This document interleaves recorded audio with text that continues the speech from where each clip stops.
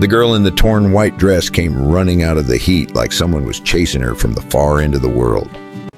She stumbled across the dry grass, fell to her knees, then crawled the last few feet until she reached Luke Halsten. And before the old rancher even understood what he was seeing, she grabbed his shirt with both hands and gasped like she had been drowning for hours. Luke had seen storms, rattlesnakes, and men drunk enough to fight their own shadows, but nothing prepared him for the sight of a terrified young woman collapsing in front of his barn with her wedding veil dragging behind her like a ghost tail. Her voice cracked. "Please, please help me. They are coming." Luke dropped the saddle he was working on. The girl was shaking so hard that dust slid off her shoulders with every breath. Her dress was torn near the hem, her hair a mess of twigs and sweat, and her eyes were wide like a deer that had run too far and too fast. He crouched beside her. "Easy now. Tell me what happened." But she only shook her head and grabbed him again, harder this time, almost desperate. "I could not do it. I could not marry that man. I ran. I had to run." Luke looked across the open prairie. A faint cloud of dust rode along the horizon. Maybe riders, maybe trouble. Maybe the reason she was trembling like a leaf in winter. He lifted her chin gently. "You hurt? You scared? You need to breathe or you will pass out right here in the dirt." She pressed her forehead to his chest, not in passion, but in sheer terror, like he was the only solid thing left in a world that had already tried to swallow her whole. Luke felt something old and heavy in his chest, a feeling he had buried years ago when the doctor told him his wife would not make it through the fever, a feeling he thought he had lost forever. She whispered again, "You are the only person who ever showed me kindness.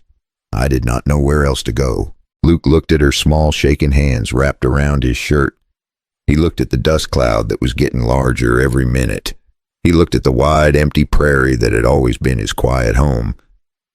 And for the first time in 10 years, he felt something dangerous.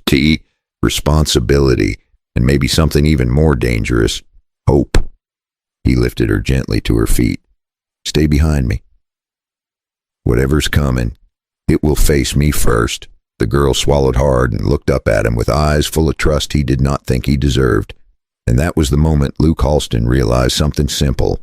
Once those riders arrived, nothing in his life would ever be the same again. But he still did not know the truth. He still did not know the real reason she had run through the fields in her wedding dress.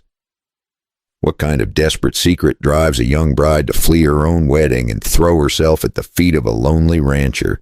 Luke felt the girl squeeze the back of his shirt as the dust cloud on the horizon kept growing. He had no idea how many riders were coming, but he knew one thing for sure. Whoever they were not riding this hard just to bring her flowers. The girl tried to stand steady, but her knees buckled again. Luke caught her elbow before she hit the ground. "Easy now. You breathe slow or you will drop again." She nodded, but her breath still came fast. The kind of fast that only shows up when fear has already crawled into a person's bones. The air felt hotter than it should have. The prairie was quiet in that strange way that happens before trouble arrives.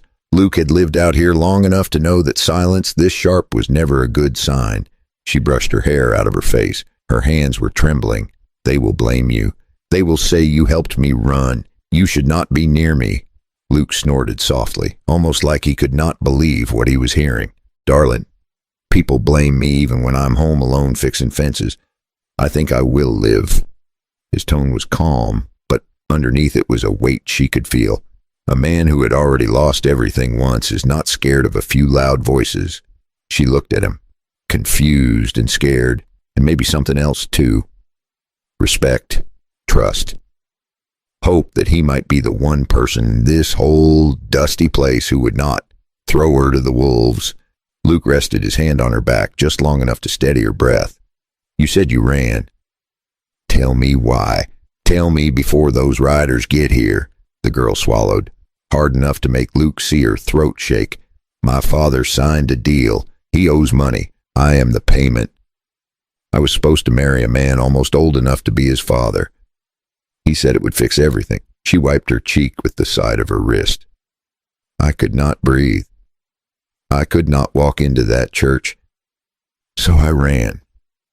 Then she whispered, almost afraid of her own words. Shh. I need to make love, not the kind they forced on me, the kind that lets me breathe. Luke felt anger rise in him, slow and hot, like coal waking back up. He had seen hard times, seen men make ugly choices, but selling off your own daughter as a debt payment cut deeper than any story he had heard in years. The riders were closer now. He could hear faint metal clinking, and he knew what that meant. They were armed, and they were serious. He stepped slightly in front of her without even thinking. You stay behind me. No matter what happens, do not run again. She looked at him with eyes full of fear and something almost like belief. Why would you stand in front of me? Why would you risk this for someone you barely know? Luke did not answer yet, because how could he explain the feeling in his chest when she collapsed at his feet? How could he explain why he could not let her face this alone? And the real question was still coming. What would Luke do when those riders finally reached the ranch and demanded he hand her over? The riders reached the edge of Luke Halsten's property faster than either of them expected. The sound of hooves rolled across the dry ground, heavy and steady, like trouble arriving right on schedule. Dust billowed behind the men as they slowed to a stop near the corral gate, and Luke felt the girl behind him grip the back of his shirt again. There were 5 of them. Hard-faced men, dressed neat enough to smell like town, not ranch, the kind of men who believed money could buy anything, including a frightened young woman in a wedding dress. One of them tipped his hat. Afternoon, Luke. We are looking for a runaway bride. We figured she might have passed this way. Mind if we have a look around? Luke stood still, steady as a fence post hammered deep into the ground. His voice stayed calm, but there was a weight in it that made the riders pause. No one passes through my land without my say-so. You boys know that. The tallest rider smiled, the kind of smile that never reaches the eyes. Her father says she's confused. Says she ran off before the vows. We are here to bring her back. Nice and gentle. Luke took one slow step forward. And what happens after you bring her back? What kind of gentle are we talking about? The tall man shrugged. Depends on how much fuss she keeps making. Behind Luke, the girl pressed both hands over her mouth to keep from making a sound. He could feel her shaking like she was standing barefoot in snow. Luke's jaw tightened. You boys know I keep to myself. I do not get in other folks' business. But a girl running scared in a wedding dress is not regular business. The men exchanged looks. The tall one leaned forward in his saddle. Luke, do not make this hard. We do not want trouble. Luke looked him straight in the eye. Trouble is already here. Silence spread across the ranch like a slow shadow. A hawk circled overhead. Somewhere in the distance, a dry fence creaked in the wind. The tall man finally spoke. Step aside and hand her over. This is not your fight. Luke's voice dropped to a level that made even the horses shift uneasily. Maybe not, but she came to me, and until she says otherwise, she stays right where she is. The girl behind him let out a tiny breath, the kind people only release when they realize someone is truly standing between them and danger. The tall rider sat back in his saddle. Last chance. Luke, hand her over and we ride out quiet. Refuse and things get loud. Luke lifted his chin, eyes steady, shoulders set like he had roots deeper than any tree on that land. Boys, you can ride out quiet right now, or you can push your luck. But either way, you are not taking her. The riders stared at him, weighing their choices, and the whole prairie seemed to hold its breath.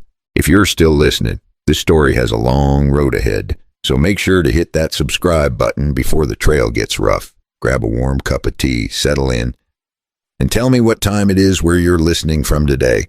The riders did not move at first. They just sat there, shifting in their saddles, trying to figure out if Luke Halsten had finally lost his mind, or if he truly meant every word falling out of his mouth. The sun rode high above them, bright enough to make the dust glow like smoke from a slow fire. It was the kind of heat that made tempers short and choices dangerous. The tall rider clicked his tongue. Luke, you are making a mistake. You stand aside right now and no one gets hurt. Her father wants her home in one piece. He says she's scared and confused, nothing more. Luke kept his eyes on the man, and not once did he blink. If she was only confused, she would not run across half this prairie with her dress torn and her heart pounding out of her chest. You can save that story for someone who does not know fear when he sees it. The tall man leaned forward. Luke, you are a good rancher, but you're not thinking straight. You want to throw away your own peace for a girl you hardly know.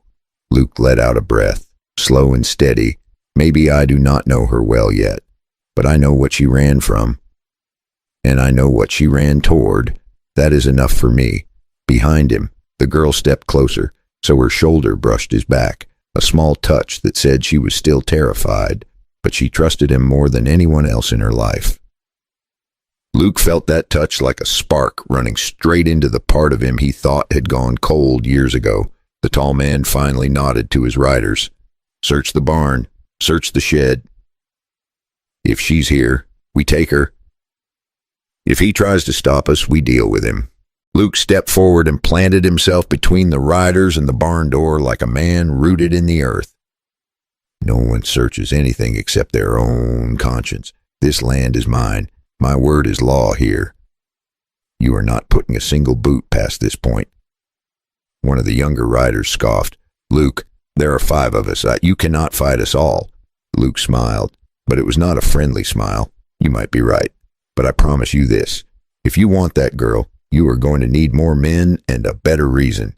The riders hesitated. One of the younger riders shifted uneasily in his saddle. He leaned toward the tall man and whispered, Boss, that is Luke Halsten. You remember the Blackwell brothers? He took all 3 of them down by himself on the old Cheyenne road. I'm not dying on this ranch over somebody else's debt. Not today. Not because they feared Luke's fists, but because something in his voice told them he had already made peace with whatever would come next. The prairie grew quiet again, the kind of quiet that happens right before a choice is made, and this was the moment that would decide everything. And would those riders back down, or would they force a fight that would change all their lives? The tall rider finally lifted his hand, and the others pulled their reins tight. For a long moment, no one spoke. The only sound was the wind brushing through the dry grass, carrying that tense silence across every inch of Luke Halsten's land. It felt like the whole prairie was waiting to see which way the story would turn. The tall man looked at Luke again, this time with something new in his eyes. Not anger, not pride, maybe something closer to doubt. Maybe even respect. He cleared his throat and said, quiet but clear, if she does not want to go, then we are done here. This is between her and her father now. Luke did not move. He just turned slightly so the girl could step forward if she wished. Her hands were still shaking, but her voice had changed. It was stronger, steadier, like someone who finally remembered she had the right to choose her own life. She looked at the riders and spoke.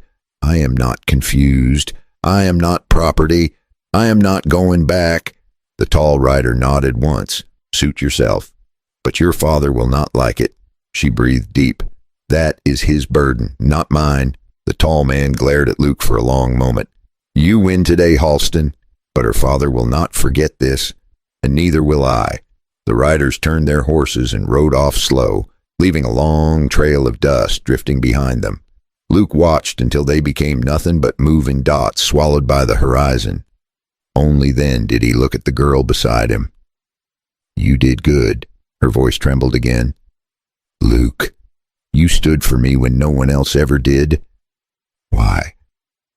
He wiped sweat from his brow and gave a small, tired smile, because sometimes a person needs someone to stand beside them even when the world says they should not. Because running alone only goes so far. And because no one deserves to be treated like a debt. She looked down at her torn dress. So what do I do now?